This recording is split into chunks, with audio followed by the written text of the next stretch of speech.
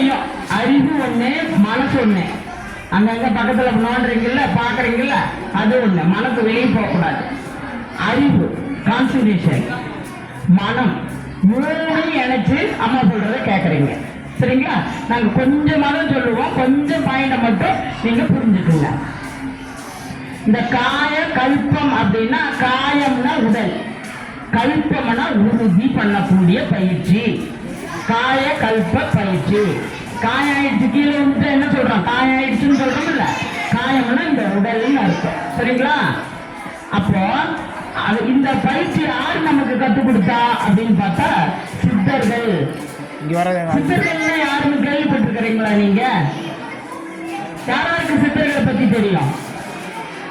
கை தூக்குன்னு பார்க்கலாம். Very good. சித்தர் பேர் ஒரு பேர் சொல்லுங்க பார்க்கலாம்.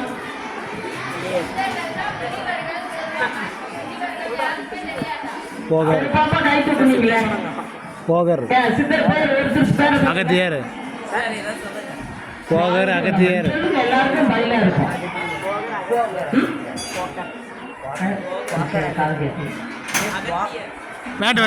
ஒரு பேர் சொல்லுங்க. சித்தர்கள் யாருன்னு தெரியாதா?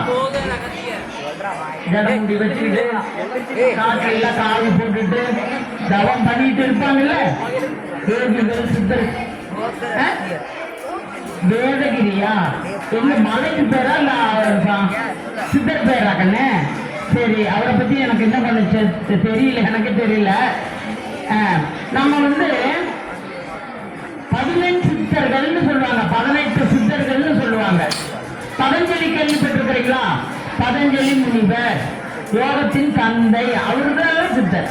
அகத்தியர், புலிப்பாணி, ராமதேவர், பாம்பாட்டி சித்தர், காகபூசண்டர், கொங்கணர், பழனியில போகர், இவங்கெல்லாம் சித்தர்கள். இது மாதிரி 18 சித்தர்கள்.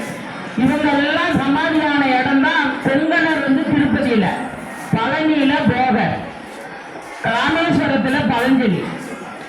சரிங்களா? இது மாதிரி ஃபேமஸ் கோயில்கள் எல்லாம் அவங்க சமாதி இருக்குது.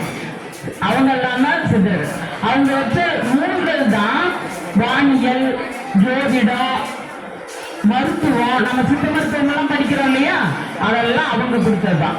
நம்ம யோகாசனம் எல்லாம் பண்றோம் இல்ல, அதெல்லாம் சித்தர்கள் கொடுத்ததுதான். சரிங்களா?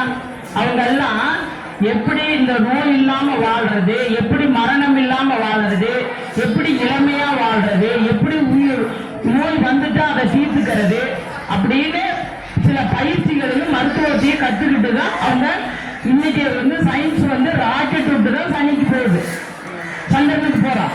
ஆனா அன்னைக்கு அவங்க எதுவுமே விஞ்ஞானம் வளராத காலத்துல இந்த பிரபஞ்சம் முழுவதும் இருக்கிற கோள்களை பத்தி எழுதி வச்சாங்க. நம்ம இப்ப ஜோசியம் 12 ராசிகள் சொல்றோம் இல்லையா, 2000 வருஷம் முன்னையே பார்த்து எழுதி வச்சுட்டாங்க. கண்டுபிடிச்சு என்னென்ன விளையும், எப்ப எப்ப விளை விளைக்கலாம், எப்ப புயல் வரும், எப்ப நிலநடுக்கம் வரும், எப்ப உலகம் அழியும், எப்ப ஒவ்வொருத்தரும் ஒவ்வொரு மாதிரி அமாவாசை வருது, இதெல்லாம் பஞ்சாங்கம் எழுதி வச்சிருக்கிறவங்க இல்லையா, அதெல்லாம் எழுதுறவங்களே சித்தர்கள் தான். அவங்களுக்கு எல்லாம் பள்ளிக்கூடம் இல்லை, இந்த மாதிரி ஆசிரியரும் பள்ளிக்கூடம் இல்லை. சரிங்களா? அப்ப அவங்களுக்குலாம் அறிவு அவ்வளவு வந்தது. நமக்கு இந்த பள்ளிக்கூடத்தை படிக்கிறதுக்கு வராதா, நம்ம வாழ்க்கையை நல்லா பண்ணிக்கிறதுக்கு அறிவுல மேம்பட முடியாதா அந்த பயிற்சியை கத்துக்கிட்டு? அப்ப அந்த அப்பேற்பட்ட கலையை மறைஞ்சு போச்சு. சித்த மருத்துவமே நமக்கு தெரியாது. இப்போ காத்து வந்துட்டா தண்ணி பிடிக்கிறது வேலையா போய் கால் போய் வாங்கிதான் தும்போம். இன்டர்வியூ என்ன பண்ணியிருந்தேன்? மருந்து திங்கிறதுன்னு இலத்தலை தின்னாலே நல்லா போயிடும். கொரோனா காலத்துல இலத்தலை தின்னவங்க எல்லாம் பொழைச்சிக்கிட்டாங்க. மாத்திரைக்கு போய் கோடி கோடியே செலவு பண்ணி போயிட்டாங்க, தெரியுமில்ல? அப்போ நம்ம மருத்துவம் ரொம்ப சிறந்த மருத்துவமா இருந்தது. அதெல்லாம் அழிஞ்சு போச்சு. ஏன்? அதை நாம மதிக்கல, அதை கடைபிடிக்கல, அதை தெரிஞ்சுக்கல, அளவு முறையா பயன்படுத்தக்கூடிய அறிவு இல்லாம போயிடுச்சு. அது மாதிரிதான் இந்த கலையும் காயகல்ப கலையும் மக்கள் கிட்ட வளரல. வேதாத்திரி மாதிரி வந்த மகான்கள் தான் அதை எளிமைப்படுத்தி நமக்கெல்லாம் எப்படி கொண்டு போய் சேர்த்துறதுன்னு முறைப்படுத்தி இந்த உலக சமுதாய சேவா சங்கம் அந்த உலகம் இப்படி உங்களுக்கு குழந்தைங்கள்ல இருந்து இல்லறத்தாருக்கு எல்லா ஊர்லயும் அறிவு கோயில்னு கட்டி மனவள கலையை வச்சு ஒரு பயிற்சியை முறையாக செய்யலாம். இது பயிற்சி 5 நிமிஷம் தான் பண்ண போறேன். சீனி இப்போ வைஃப் இங்கே வந்துட்டானா?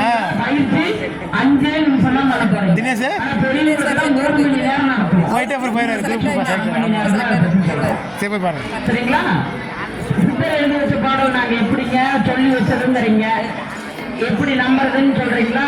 போய் நீங்க சித்தர் பாடல்களை படிச்சு பாருங்க.